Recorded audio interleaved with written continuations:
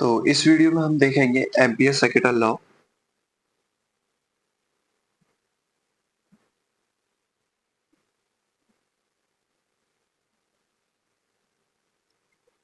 जो कि first chapter के गॉस लॉ से काफी सिमिलर है।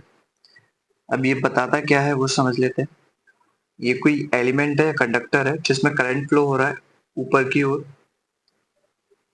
तो एम्पियर सर्किटल लॉ बताता है इस एक हम क्लोज पाथ बना लेते हैं इसके आसपास। जो फर्स्ट चैप्टर में हम गॉसियन सरफेस बनाते थे, यहाँ पे एक क्लोज पाथ बनाएंगे।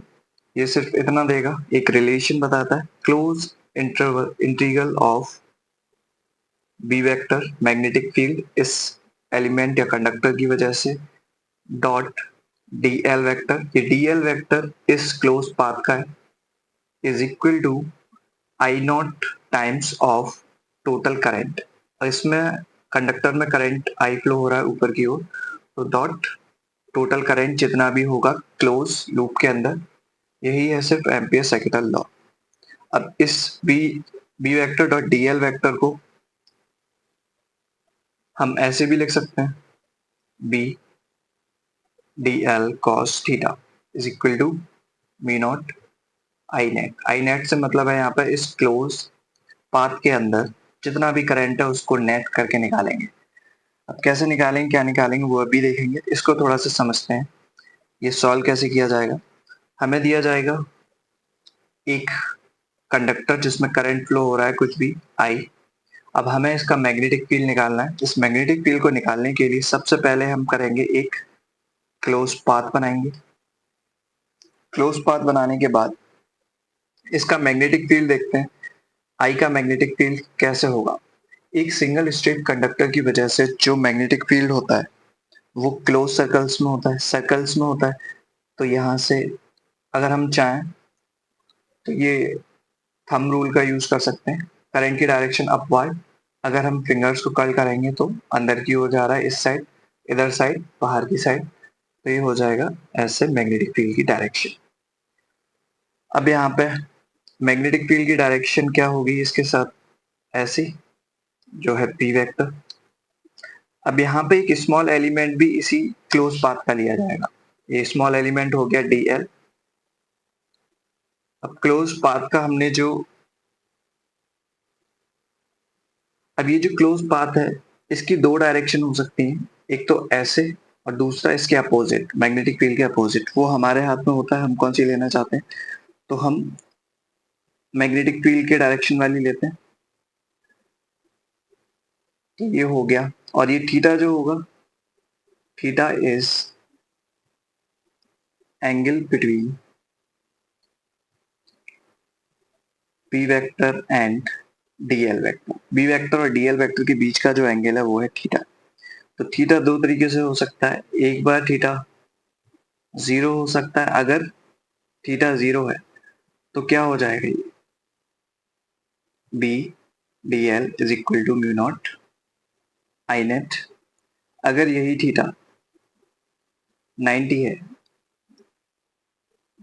तो ये हो जाएगा बी डी एल कॉस 90 की value zero is equal to I and. इसका मतलब है मैग्नेटिक फील्ड जीरो है, आई जीरो। कुल मिला के मैग्नेटिक फील्ड जीरो हो जाएगा। बस इतना इसका बताने का मतलब है। अब यहाँ से कुछ एक दो बातें देख लेते हैं, फिर उसके बाद प्रूफ देखेंगे। ये जो एम्पियर सर्किटल लॉ, ये या फिर ये दोनों ही तरीके से लिख सकते हैं। ये एक्चुअल में प्रूफ करके हम देखेंगे कैसे होता है। अब यहाँ पर चाहें तो एक चीज और देख सकते हैं। यहाँ पे क्योंकि सिर्फ एक करंट था, अगर इसको हम ऐसे देखें, इसको अगर टॉप व्यू से देखते हैं तो ये कुछ ऐसा दिखेगा। एक सर्कल जो हमने क्लोज पाथ बनाया है, करंट हमारा ऊपर की ओर निकल के आ रहा है, इसका मतलब बाहर की ओर निकल के आ रहा होगा। बाहर की ओर निकलने के लिए हम जो इंडिकेशन यूज करते हैं, आउटवर्ड के लिए जो इंडिकेशन यूज करते हैं वो होता है डॉट। डॉट का मतलब होता है आउटसाइड। ये सिर्फ मैग्नेटिक फील्ड के लिए नहीं है, किसी भी चीज के लिए हम दिखा सकते हैं आउटवर्ड की डायरेक्शन मतलब डॉट। तो ये करंट हो गया, एक बाहर की साइड आ रहा है, इसको मैं मान लेता हूँ I1 करंट है। एक करंट और मान लेते हैं जो अंदर की साइड जा रहा है, ये हो गया I2। एक करंट और लेते हैं यहाँ पे जो डॉट है I3, और एक करंट बाहर की साइड ले रहे हैं क्रॉस में I4। तो यहाँ पे जो अगर आई नेट पूछा जाएगा तो आई नेट आएगा यहाँ पे, आई नेट इज इक्वल टू, काम कर लेते हैं, जो आउटवर्ड डायरेक्शन है उसको पॉजिटिव ले रहे हैं हम, यहाँ पे लिखते रहे आउटवर्ड, जिसका मतलब है डॉट, इसको ले रहे हैं हम पॉजिटिव। इनवर्ड, जिसका मतलब है क्रॉस, इसको ले रहे हैं हम नेगेटिव। तो I1 आउटवर्ड है तो पॉजिटिव, I2 इनवर्ड है तो नेगेटिव, I3 आउटवर्ड है तो पॉजिटिव। अब I4 क्योंकि इस क्लोज पाथ के बाहर है तो इसको इंक्लूड नहीं किया जाएगा और सिर्फ यही आई नेट आ जाएगा। इसी आई नेट को हम यहाँ पे डाल देंगे। तो ये तो आगे और देखेंगे इसको जब हम क्वेश्चन सॉल्व करेंगे। यहाँ पे एक दो बातें और याद रखनी है। एम्पियर सेकेंडल लॉ है, हमारे पास बायो सावर्ट लॉ पहले से ही है, फिर हम क्यों एम्पियर सेकेंडल लॉ निकाल रहे हैं। बायो सावर्ट लॉ एक स्मॉल एलिमेंट के लिए स्मॉल मैग्नेटिक फील्ड डीबी निकाल के देता है, जबकि एम्पियर सेकेंडल लॉ थोड़ा सा हमारा काम आसान कर देता है। तो ये कहाँ कहाँ यूजफुल होगा, ये यूजफुल होगा जब हमारा मैग्नेटिक फील्ड बी इस, मान लो यहाँ से यहाँ तक की दूरी, जो डिस्टेंस है ये आर है, तो बी वेक्टर परपेंडिकुलर हो आर वेक्टर के एंड बी वेक्टर परपेंडिकुलर हो करंट के, तभी यूजफुल है। टेंजेंशियली होना चाहिए मैग्नेटिक फील्ड जहां तक, मैग्नेटिक फील्ड कैसा रहे, जो भी हमने क्लोज पाथ लिया है उसके टेंजेंशियली। अब इसका प्रूफ देख लेते हैं।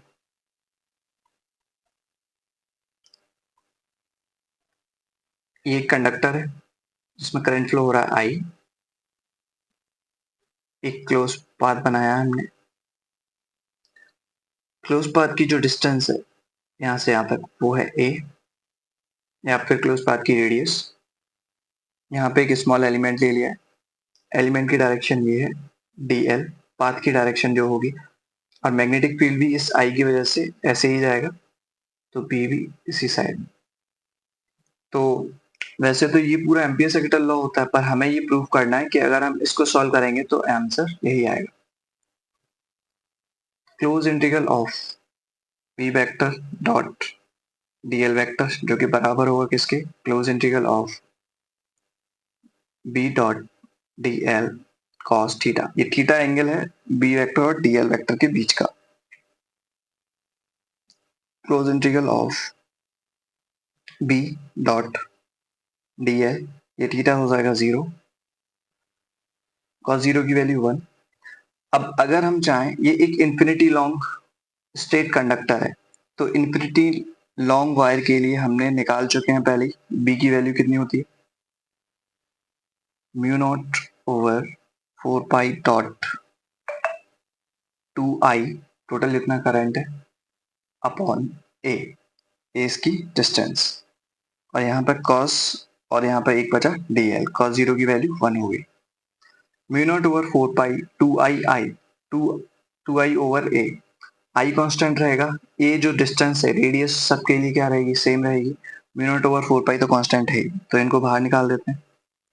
Mu naught over 4 pi dot 2 I over a integration of T L, close integral कर रहे हैं क्योंकि ये क्लोज पाथ है, तो डी एल, इसका मतलब हम इसका इंटीग्रेशन करना चाहते हैं, तो इसका पैरामीटर कितना निकल के आ जाएगा अपने पास, mu naught over 4 pi dot 2 I over A, parameter आएगा 2 पाई ए, क्योंकि रेडियस हमारे पास ए है, तो ए से ए कट जाएगा और ये हो जाएगा mu naught over 4 pi dot 4 पाई ए, 4 पाई आई।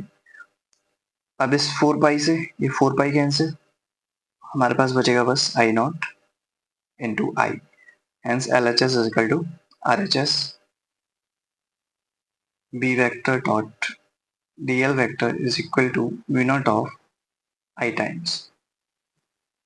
तो ये हो जाएगा proof of Ampere circuital law.